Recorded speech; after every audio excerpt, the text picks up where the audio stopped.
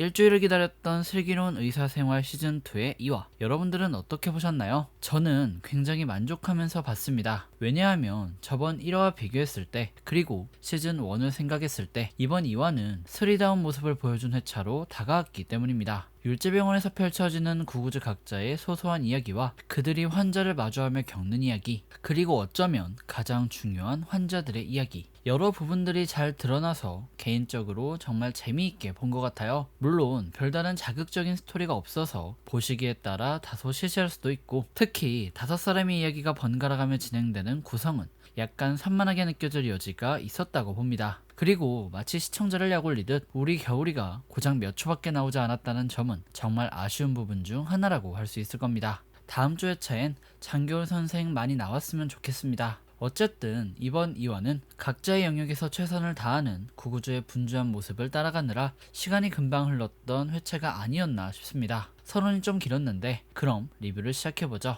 제가 생각했을 때 이번 회차를 통해 작품이 전하고 싶었던 궁극적인 이야기는 바로 진심에 대한 이야기라고 생각합니다.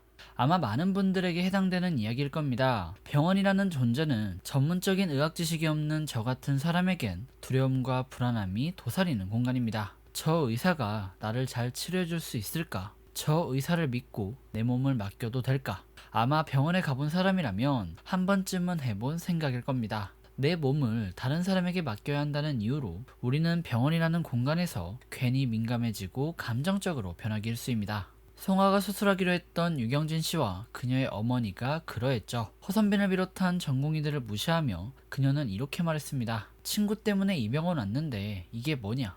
여기 와서 더 안 좋아진 것 같다. 불안하다. 뒤이어 진통제에 대해 설명하던 송아에게 나도 그 정도는 안다며 말을 잘랐죠. 속초에서 환자를 보기 위해 달려온 송아를 어려 보인다는 이유로 무시하기도 했어요.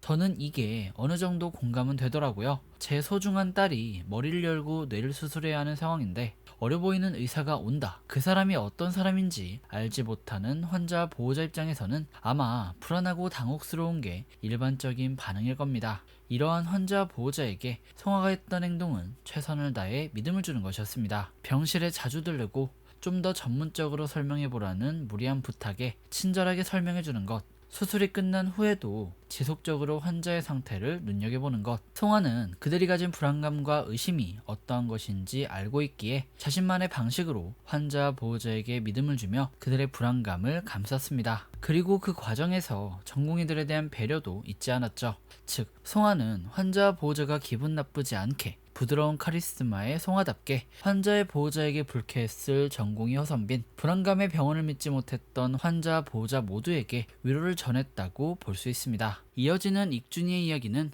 또 다른 측면에서 병원이라는 공간을 정의합니다. 익준이 스토리는 병원이 믿음의 공간이라는 이야기를 전하고 있었습니다. 병원에 오면 내가 살 수 있다는 믿음, 의사들이 나를 고쳐줄 것이라는 믿음.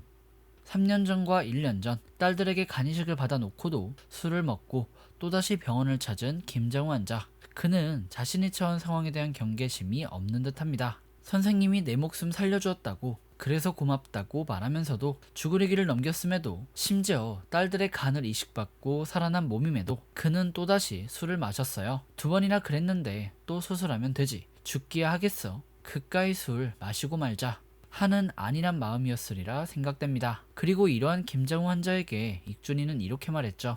자식들이 간 주는 거 그거 절대 쉬운 거 아니라고. 간이식도 옛날에는 많이 죽었다고. 앞으로 또 아프면 뇌사자 간을 받아야 하는데 어떤 의사가 당신 같은 사람 수술해주고 싶겠냐고. 다른 병원 가보세요. 항상 밝고 따뜻하기만 하던 익준이가 이렇게 세게 말했던 이유는, 자신을 고쳐줄 것이라고 믿었던 환자의 믿음을 깼던 이유는 익준이 상황에서 이 말 말고는 그 환자를 살릴 수 있는 말이 떠오르지 않았기 때문일 겁니다. 환자의 상태에 진심으로 공감했기에, 그리고 간을 내어주던 딸들과 옆에 있던 환자 아내분의 처지를 이해하기에 익준이는 화를 냈다고 생각해요. 익준이 입장에선 그 상황에 환자가 더 이상 아프지 않길 바라는 마지막 충고였던 것이죠. 착잡한 마음을 가지고 병원의 정원에서 익준이가 만났던 석형이도 자신만의 방식으로 환자에게 진심을 전했습니다. 염세 교수 대신 석형이를 선택했던 김수정 산모. 석형이는 최선을 다했지만 결국 김수정 산모의 아이는 하늘나라로 떠났습니다. 그리고 석형이는 처음으로 환자의 연락처를 받아 산부인과 교과서에 첫 장에 있는 글귀를 보냈어요.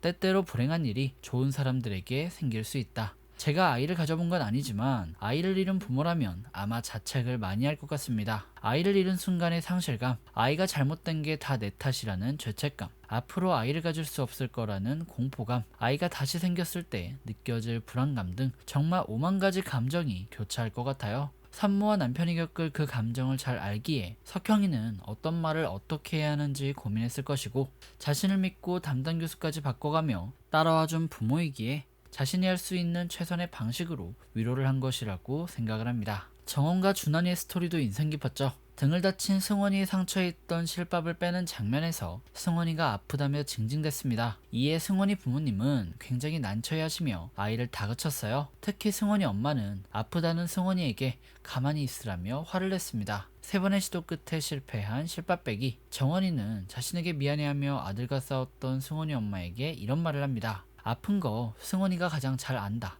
지금까지 잘 해왔다. 다음에 또다시 해보면 된다. 승원이가 엄마 기다릴 거다. 빨리 가서 같이 밥 먹어줘라. 실밥 빼는 간단한 작업 3번이나 안 되면 의사 입장에서도 짜증 낼 법한데, 그동안의 수술을 잘 견뎌온 승원이의 사정을 이해하기에 아들에게 화를 내고 미안해하는 복잡한 마음에 빠져있는 승원이 엄마를 따뜻한 말로 위로하던 정원이도 환자 보호자에게 진심인 사람이었습니다. 준환이는 정원이와는 약간 반대의 결이었죠. 보호자 앞에선 다소 쌀쌀을 맞고 까칠해도 수술실 안에서는 눈앞에 있는 환자를 살리기 위해 최선을 다하고 이리저리 뛰어다니던 모습. 준환이의 이러한 진심을 알기에 믿음을 갖고 천천히 기다리며 우리 아이는 마라톤을 하고 있는 거라며 희망을 놓지 않는 환자의 보호자들. 이번 회차는 구구주 5명이 각자의 방식으로 환자와 보호자에게 믿음과 위로를 통해 진심을 전하는 과정을 보여준 것이라고 생각합니다. 그리고 동시에 병원이라는 공간이 단순히 병을 치료하는 기계적이고 차가운 공간이 아니라 그간 스리가 그려왔듯 병원은 사람 냄새가 나는 따뜻한 공간임을 다시 한번 보여준 회차로 저에게 다가왔습니다. 저번 1화가 시즌1에서 뿌려놓은 떡밥을 회수하는 회차였다면